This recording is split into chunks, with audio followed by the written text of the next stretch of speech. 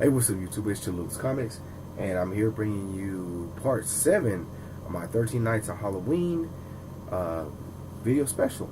And today, since it's Wednesday, in honor of a Wednesday, you know I gotta hook up my boy, and we're gonna make it a Wolverine Wednesday. Today, I'm gonna bring you the storyline. What if Wolverine was the Lord of the Vampires? And this is Marvel What If number 24 from the 1988 series. There was a 1977 series, which is a little bit older than this, obviously predates this. But this is the second Marvel What If storyline, and it's issue number 24, What If Wolverine Was Lord of the Vampires. I did quickly want to show off a couple of other pretty cool Wolverine covers where Wolverine turns into a vampire. This is not our Wolverine, but it's Old Man Logan. This is number 15 from the current Old Man Logan storyline. You can see the full moon in the background with the bats flying, and he's got the vampire teeth. In this issue, in this storyline, he actually, is it Dracula? He definitely fights off a bunch of vampires. I just read this not too long ago, and now I can't remember. But he I think together with Jubilee and the Howling Agents of S.H.I.E.L.D. go on and take on a bunch of the vampires, and I think Wolverine is turned like really quickly, or excuse me, not Wolverine, Old Man Logan is turned really quickly, but then he turns back. And also, I wanted to show this cover. This is X-Men number 4. Storyline is known as Curse of the Mutants. X-Men number 4 from the 2010 series. And I got to give a shout out to the Doom 143. Doom, I saw this this cover in one of Doom's videos, and I told him, I was like, yo man, that's a dope ass cover. You know I'm a Wolverine fan, that's dope. I'm glad you showed it off, homie. And the freaking guy had the audacity to wrap one up, slap it in Mylar, and send it over to me. So big shout out to that dude. You guys already know Doom 143. He's a cool ass cat like that. So thank you, Doom, for this. Obviously I still got it in my collection, man. I love this cover. I love this book here. And happy to be showing it off in this series that I got going on. But once again, we'll be going over What If Wolverine Was Lord of the Vampires. This is Marvel What If number 24, and a bunch of appearances actually here. We get some guest appearances from the X-Men, from Doctor Strange, Punisher, Dracula. We get some cameos from Spider-Man, Magneto, Juggernaut. I mean, this thing is chock full of characters.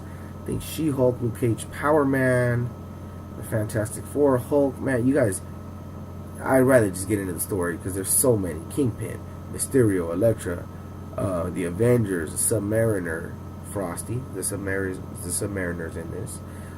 Daredevil, Doctor Doom, Doctor Doom's in this. I can't remember who else. Hobgoblin, I think, is in this. Dude, there's so many people that I'd rather just get into the book, even though I still name more like 90% of them. But hope you guys enjoy the book, and let's get into it. This is it's 13 Nights of Halloween, episode 7, on a Wolverine Wednesday. You already know who it is. Cholula's Comics.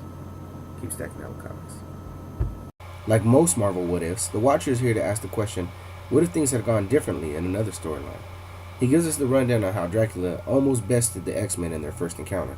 So in the new storyline, rather than Kitty Pryde winning over Storm's mind, who had previously been under Dracula's spell, instead, Dracula had drained enough of Storm's blood to make her a true and full-on vampire. So instead of Storm saving her friends, she helps kill them. So Dracula kills all 3 X-Men, only to raise them from the dead 3 nights later. And while Colossus and Nightcrawler seem to be on board with Drac's leadership, you know Wolverine comes in with some attitude. Drac mentions how Wolverine is one of the uniquely strong-willed men who can resist mental control. Wolverine answers back, clowning with, I can do a lot more than that, darling. Try me and see. That shit right there had me cracking up. That's classic Wolverine right there. You know, that's what he's going to do. He's going to test somebody's testicles like that. And let alone, it's going to be the most powerful vamp to ever walk the earth. Drac answers back by lunging and trying to attack Wolverine. But Drac is extremely surprised when Wolverine is able to turn himself into mist. Turns around, Wolverine has now turned himself into a wolf. So Wolf Wolverine challenges a now changed half man, half bat Dracula for the title of Lord of the Vampires. Wolvie gets the better of Drac and bites him, draining Drac of the evil blood that fills his body. Dracula, knowing he's been defeated, calls for Wolverine to finish it quickly. Wolverine obliges by quickly removing Drac's head from his body. Wolverine and his ex-mutants start turning other mutants into vampires, starting with the New Mutants.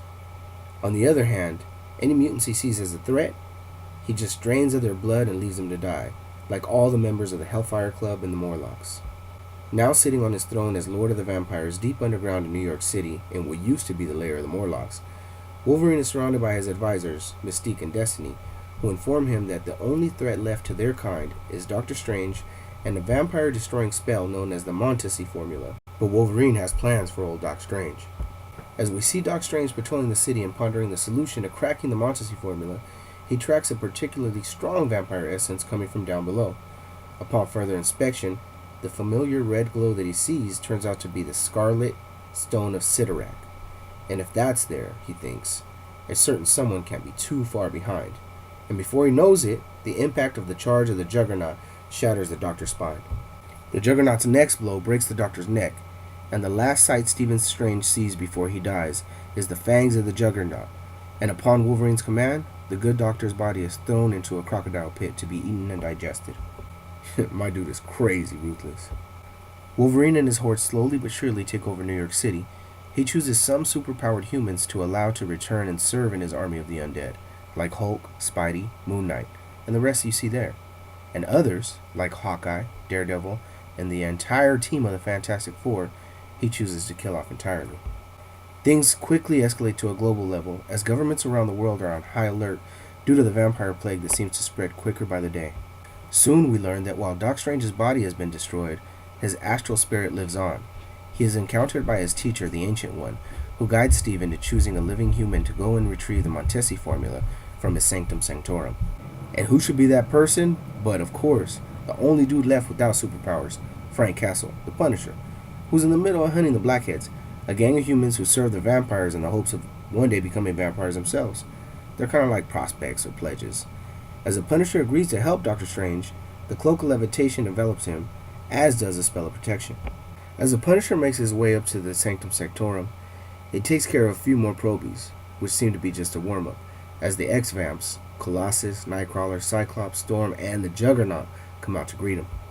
Frankie tosses a couple of garlic grenades the X-Men's way, and riddles Cyclops and Nightcrawler with silver bullets. As Storm attacks the Punisher in her bat form, he uses his silver-lined gloves to rip through the membrane of her wings. He then quickly riddles her body with bullets and sets his sights on Colossus, who boasts that the bullets won't rip through his body, but the Punisher has other plans for the Metal Man and douses him with an extra dose of holy water. As the Juggernaut faces off against the Punisher and seemingly has the upper hand, the Punisher lets a fiery slew of sunlight straight from the eye of Agamotto blast the Juggernaut into oblivion. But no more time for games or cheap magic tricks, because here comes the Lord of the Vampires himself, Wolverine. And Wolvie quickly makes sure that Castle is separated from his bag of tricks by cutting the eye of Agamotto and the Cloak of Levitation from his body.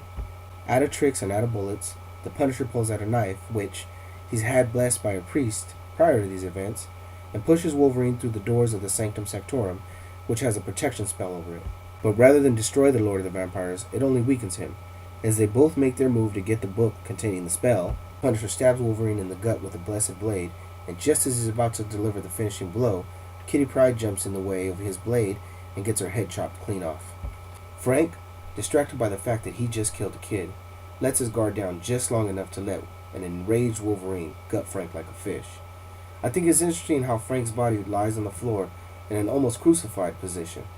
Wolverine, in the meantime, howls from the pain of the loss of his fallen protege. Just then, Doctor Strange appears to Logan and points out that he's only feeling the loss of the pain of Kitty because his human side still rages within him.